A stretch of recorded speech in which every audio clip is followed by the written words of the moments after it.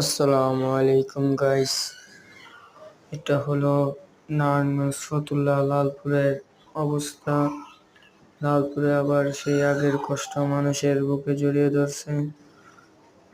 গত দুদিনের বৃষ্টিতে আপনার হাঁটুর উপরে পানি উঠে গেছে।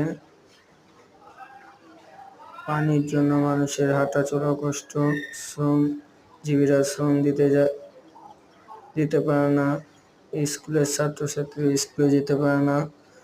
যারা নামাজ পড়তে যায় তারা মসজিদে যেতে পারে না। আরেকটা দুঃখের খবর হলো আমাদের লালপুর গাইতুল আশরাফ জামে মসজিদে পানি উঠে তলিয়ে গেছে। সেটা আরেক দুঃখের বিষয়। সবাই লালপুরের জন্য এগিয়ে আসেন আর আমার চ্যানেলটা সবাই সাবস্ক্রাইব করে দিবেন।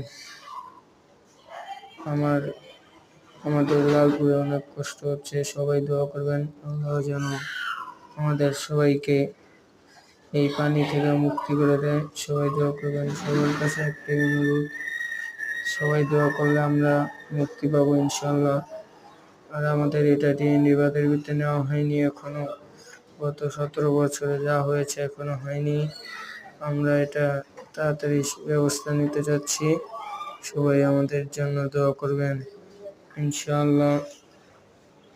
সবাই আমাদের কষ্ট গুলো দেখবেন। আজকে আমাদের অনেক কষ্ট হচ্ছে হাঁটা চলায়। সাধারণ মানুষ হাঁটা চলা করতে পারতেছে না।